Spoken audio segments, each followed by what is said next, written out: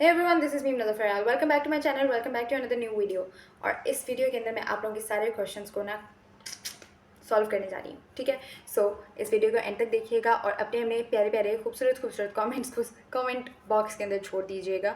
और प्लीज़ मुझे ये भी बताइएगा कि मैं नेक्स्ट किस टॉपिक के ऊपर वीडियो बनाऊँ। तो आज का जो टॉपिक है ना, वो वर्चुअल यूनिवर्सिटी के स्टूडेंट्स के लिए जो मुझसे इंस्टाग्राम के ऊपर डीएम करके ढेर सारे सवाल पूछ रहे होते हैं कि मुझे ये बता दें कि मैं कराची में पढ़ता हूँ, तो कराची में कौन सा कैंपस जो है वो सबसे अच्छा है। मुझे ये बता दें आप रावलपिंडी के कौन से कैंपस में पढ़ती हैं।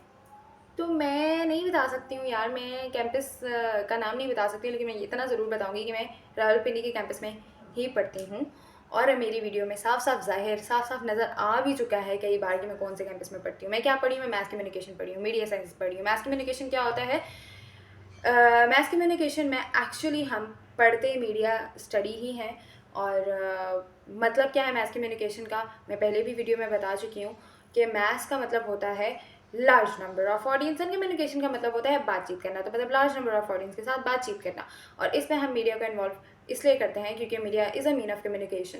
प्रिंट मीडिया हो जाए या इलेक्ट्रॉनिक मीडिया हो जाए। तो मैं इतना ही सा बताऊंगी, इससे ज़्यादा डिटेल में अगर आपको जानना है कि मैं क्या पढ़ी हूँ, मैथ कम्युनिकेशन होता क्या है, तो उसके ऊपर डिटेल में वीडियो बन जाएगी। वो कमेंट में आप लोगों ने लिख देना है, ठीक है। उसके अलावा जो आप लोगों का सवाल था वो ये था कि आप मुझे ये बताएं कि आप एग्ज़ाम्स में पढ़ती कैसे हैं। मैं एग्ज़ाम्स में कैसे पढ़ती हूँ, मैं जॉब भी करती हूँ और मैं पढ़ती भी हूँ, तो मतलब मैं उसको मैनेज कैसे करती हूँ।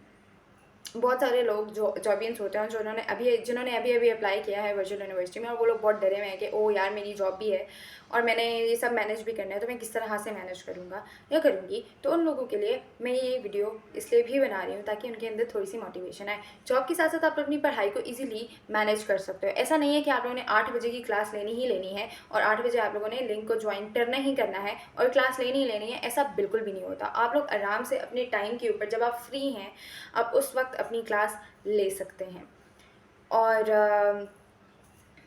पढ़ सकते हैं। रात के टाइम पढ़ें, सुबह के टाइम पढ़ें, दिन के टाइम पढ़ें, जब भी आपको टाइम मिले आप तब पढ़ सकते हैं। तो मैं भी वैसे ही पढ़ती हूँ। और दूसरी बात यह है कि मुझसे ये पूछा गया था कि क्या आप शॉर्ट नोट से पढ़ती हैं या क्या आप वीडियोस देखती हैं। शॉर्ट वीडियोस जो होती हैं वो तो मैं नहीं देखती हूँ। मैं ना शॉर्ट लेक्चर्स देखती हूँ, ना मैं शॉर्ट वीडियोज़ देखती हूँ, ना मैं शॉर्ट हैंड आउट्स की तरफ जाती हूँ। मैं अपने मेन हैंड आउट्स की तरफ ही जाती हूँ और अपने पूरे मेन हैंड आउट्स को पढ़ के उसको रिव्यू करके उसके अंदर इंपॉर्टेंट चीज़ों को हाईलाइट करके उनको बस देख लेती हूँ। फाइनल टर्म्स में हम लोग जाके फिर पेपर दे देते हैं। मिड्स में भी सेम ऐसा ही होता है।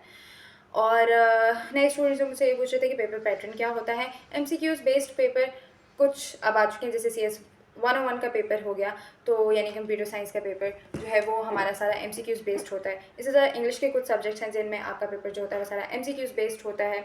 तो ये सारे कुछ सब्जेक्ट्स हैं जिनके आपके एमसीक्यूज होते हैं। और वैसे जनरली जो आपका होता है पेपर पैटर्न, वो कुछ एमसीक्यूज होते हैं और कुछ शॉर्ट क्वेश्चन आंसर्स होते हैं और कुछ लॉन्ग क्वेश्चन आंसर्स होते हैं।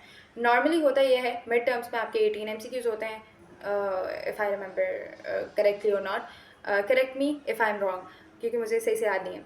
और शॉर्ट क्वेश्चन आंसर्स आपके 3 होते हैं, लॉन्ग क्वेश्चन आंसर्स भी आपके 3 होते हैं। अजानें हो रही हैं, अगले सवाल की तरफ हम अजान के हो रही हैं, हाँ हो रही हैं। अगले क्वेश्चन पे हम अजान के बाद जाएंगे, ओके। और अगला सवाल था आप लोगों का वो ये था कि पेपर कैसे होते हैं। पेपर क्या पेपर पेंसिल के ऊपर होते हैं? तो पेपर पेंसिल के ऊपर मतलब पेपर पेंसिल से होते हैं? तो नहीं, ऐसा नहीं होता। ये वर्चुअल यूनिवर्सिटी है तो आप लोगों के पेपर्स भी ऑनलाइन होते हैं। ऑनलाइन अब कहेंगे कि घर पे होते हैं, तो घर पे नहीं होते। ओवरसीज़ जितने हैं उनके तो ऑब्वियसली घर पे ही होते हैं और उनका एक प्रॉपर प्रोसेस होता है, वो उनको पता होगा, वो मुझे नहीं पता, तो मैं नहीं बता सकती हूँ। लेकिन ओवरसीज़ के बारे में जितना मुझे ये पता है कि उनको एक कोई फॉर्म फिल करना होता है एंड उनको घर पे ही देना होता है। पेपर वेब कैम वगैरह ऑन होते हैं, लगे होते हैं उनके कंप्यूटर्स के ऊपर, और उन लोगों को उस तरह से पेपर देना होता है। एक कन्वेंशनल घर पे कोई सेटिंग, मतलब एक कन्वेंशनल लैब्स वगैरह की उनको ज़रूरत नहीं होती। बट जो पाकिस्तान में रहते हैं ना, पाकिस्तान में चाहे वो इस्लामाबाद में रहते हैं, चाहे वो लाहौर में रहते हैं, चाहे वो कराची, चाहे वो पिंडी में रहते हैं, कहीं पे भी रहते हैं, उनको पेपर कैंपस में जाके देने होते हैं। कंसर्न कैंपसेस के अंदर जहाँ पे आप अपना दाखिला करवाने के लिए जाते हैं, या फिर आप जहाँ पे डिफरेंट क्यूरीज वगैरह पूछने के लिए जाते हैं, जो भी आपका कंसर्न वो होता है, कैंपस होता है, वहाँ जाते हैं, तो वहीं पे आप लोगों के एग्ज़ाम्स भी होते हैं। फिर जी मुझसे एक सवाल और हुआ था, वो ये सवाल था कि आप ये भी बता दें कि हमारी यहाँ पे क्लासेस हो सकती हैं क्या, हम क्लासेस मीन्स कि जैसे हमारी कॉलेज स्कूल यूनिवर्सिटी उसमें कॉलेज स्कूल्स में क्लासेस होती थी, तो वैसे यूनिवर्सिटी में क्लासेस हो सकती हैं? तो नहीं, ऐसा नहीं होता। मतलब हाँ, मैनेजमेंट को अगर आप जाके ये कहते हैं कि हमें कुछ समझ में नहीं आ रहा, तो हाँ, वो फिर आप लोगों के लिए कोई सीनियर अरेंज कराते हैं और सीनियर से कोई क्लास अरेंज कराते हैं। मेरा एंगल ठीक नहीं है, लेकिन चलें, खैर जो भी है। तो वहाँ पे आप लोग पढ़ सकते हैं, सीनियर से पढ़ सकते हैं। वो टीचर आगे आप लोगों को नहीं पढ़ाता, क्योंकि वर्चुअल यूनिवर्सिटी का मतलब ही है, virtual means online, distant university, distance study. और अब बात कर लेते हैं अपने मेन मुद्दे की, जिसके ऊपर मैं बहुत टाइम से बात करना चाह रही हूँ और मैं कर नहीं रही हूँ। मेरी पुरानी वीडियोस के अंदर बहुत सारे क्वेश्चंस के आंसर हैं, लेकिन हाँ, मैंने कम्युनिटी लगाया था, दोबारा लगाया था, लेकिन फिर भी किसी ने मुझसे सवाल नहीं पूछा। तो ये आप लोगों की गलती है। फिर आप लोग मुझसे इंस्टाग्राम के ऊपर सवाल करते हैं और मैं कुछ सवालों के जवाब दे सकती हूँ वहाँ पे, लेकिन ऑब्वियसली मैं सबके तो नहीं ना दे सकती। इसलिए आप लोग कम्युनिटी पे किया करें ना सवाल, मैं आप लोगों को जवाब दूंगी। मैंने आप लोगों को बोला है कि मैं जितनी हेल्प कर सकती हूँ वर्चुअल यूनिवर्सिटीज़ के स्टूडेंट्स की, उन लोगों के क्वेश्चंस में, चाहे वो नए स्टूडेंट्स आ रहे हैं, चाहे वो पुराने स्टूडेंट्स हैं, I will help them. Maths communication के स्टूडेंट्स जैसे हैं और जिनकी इंटर्नशिप अभी होने वाली है, तो मैं ये बता दूं कि यूनिवर्सिटी आपको रेफरेंस लेटर प्रोवाइड करती है, जो आप किसी भी ऑर्गेनाइजेशन में, अब मीडिया साइंसेस की इंटर्नशिप की अगर बात करें तो होता ही है कि हम किसी भी ऑर्गेनाइजेशन में, जैसे कि मीडिया हाउस है, जैसे उसमें जा सकते हैं, रेडियो जो कि के लिए जा सकते हैं, वहाँ पे इंटर्नशिप कर सकते हैं। उसके अलावा हम क्या कर सकते हैं, डिजिटल मार्केटिंग की तरफ जा सकते हैं, सोशल मीडिया हैंडलिंग की तरफ जा सकते हैं, लेकिन एक ऑफिस में ही ऑब्वियसली इंटर्नशिप होती है। तो रेफरेंस लेटर आपको यूनिवर्सिटी प्रोवाइड करता है और आप वो जाके वहाँ पे दिखाते हैं और वहाँ पे आप लोगों की इंटर्नशिप होती है। और बस इंटर्नशिप रिपोर्ट आप लोगों को बनानी होती है। इंटर्नशिप रिपोर्ट होती क्या है कि आप लोगों ने क्या क्या किया है, किस किस चीज़ के अंदर आपने इंटर्नशिप किया है, पहले दिन से लेके आखिरी दिन तक आप लोगों ने क्या क्या परफॉर्म किया है, वो पूरा आप एक इंटर्नशिप रिपोर्ट बनाते हो, फिर आप सबमिट कराते हो, फिर आपका वाइवा होता है। और वाइवा में क्या होता है, वाइवा में ये होता है कि वो आपसे पूछते हैं कि आपने बेटा सीखा क्या क्या था, जहाँ पे आप लोगों ने इंटर्नशिप की है, ये होता है। अब ये मैंने मैथ कम्युनिकेशन का बताया, आप लोगों का जो जो डिपार्टमेंट है वहाँ पे भी सेम यही होता होगा। फिर जो मैंने बात करनी थी वो ये थी कि जब हम लोग प्रेजेंटेशंस बनाते हैं, प्रेजेंटेशंस आखिरी सेमेस्टर्स के अंदर बन रही थी, जैसे मेरा लास्ट सेमेस्टर है, तो 7th सेमेस्टर में भी हमारी प्रेजेंटेशन हुई थी और 8 में तो होनी है, क्योंकि आपका प्रोजेक्ट होता है, स्पेशलाइज्ड प्रोजेक्ट भी होता है। तो मैं ना एक चीज़ बताना चाहती हूँ यार, आप लोग यूनिवर्सिटी लेवल के स्टूडेंट्स हैं, आप लोगों को इतना तो पता होना चाहिए ना कि मैं अगर एक प्रेजेंटेशन बना रहा हूँ, पीपीटी स्लाइड्स बना रहा हूँ, तो मैंने इतना ज़्यादा मटेरियल उसके अंदर नहीं डाल देना कि मुझे एक्सप्लेन करने में प्रॉब्लम हो। आपका सुपरवाइज़र डेफिनेटली, क्योंकि सिर्फ एक ही सुपरवाइज़र नहीं होता आपका जो वाइवा या प्रेजेंटेशन ले रहा होता है, पूरा पैनल बैठा होता है, 3-4 लोग होते हैं और वो आप लोगों का प्रेजेंटेशन या वाइवा ले रहे होते हैं। वहाँ पे क्या होता है, बहुत सारे लोगों ने इतना सब कुछ उसके अंदर स्लाइड्स के अंदर भर दिया हुआ होता है ना, इतना सब कुछ भर दिया हुआ होता है ना, मतलब पूरी इंटर्नशिप रिपोर्ट जैसे अगर आपने बनाई है फॉर एग्जांपल, तो आपने इंटर्नशिप रिपोर्ट का पूरा वो उसके अंदर डाल दिया कि ओ यार मैंने ये सारा फिट कर दिया, मैं तो वहाँ से देख के रीड करके बता दूंगा कि मैंने लिखा क्या क्या। Don't do that.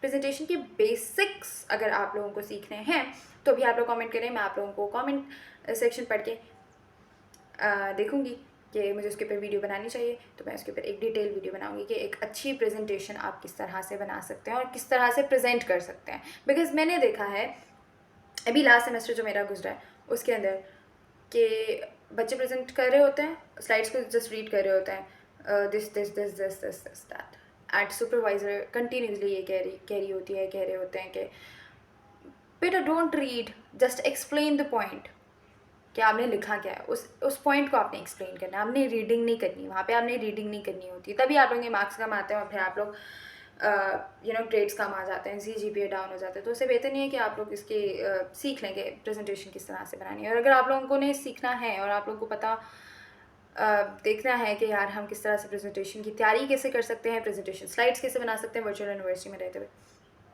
Comment down, I will make. और एक और सवाल था, लास्ट क्वेश्चन, फिर उसके बाद मैं वीडियो ख़त्म कर दूँगी।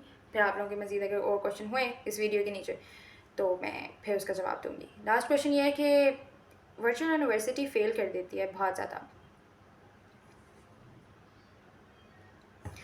और अगर एक सब्जेक्ट आपका ड्रॉप हो गया तो मतलब आप दोबारा उसको क्लियर करने में आपको 1 2 3 4 सेमेस्टर लग जाएंगे, क्योंकि वो आपको फंसा देते हैं। तो ऐसा बिल्कुल कुछ भी नहीं होता, कुछ ऐसा नहीं होता। अगर आप अपने सेशनल्स को सही से लेके चल रहे हैं ना, सेशनल्स क्या होते हैं जी, आपके जीडीपी असाइनमेंट्स क्विज़ेस ये कर रहे हैं, और आप अपने मिड टर्म्स के पे फोकस करें, हमने फाइनल टर्म्स दे दिए हैं, तो फिर क्यों फेल करेंगे वो आपको? उनकी कौन सा आपके साथ पर्सनल दुश्मनी चल रही है? ऐसा नहीं होता यार, नहीं करेंगे फेल वो आपको। टेक इट ईजी, कोई ऐसा नहीं, यहाँ पे कोई खार नहीं निकालते टीचर्स। सही से लिखें, क्वेश्चंस के आंसर सही से लिखेंगे, टू द पॉइंट लिखेंगे तो फिर आपको जवाब मिल जाएंगे। अब सवाल अगर हो रहा है इस्लामाबाद का तो आप जवाब लिख रहे हैं कराची का, तो डेफिनेटली गलत ही होगा ना। सो ये है, और बस दैट्स इट। यही कुछ क्वेश्चंस थे मेरे पास आए हुए, and I thought why not to make a video on it. That's all from my side. I will meet you in my next video with new topics, new question, or maybe new vlog. आखिर में जाते जाते मैं ये कहना चाहूँगी कि फ़लस्तीन के लिए दुआ कीजिए, जितना हो सकता है उतना कीजिए, जितने फंड्स आप लोग उनके लिए दे सकते हैं, फंडिंग कर सकते हैं, उतना कीजिए, जितना बोल सकते हैं उतना बोलिए, and take care of your self, remember me in your prayers.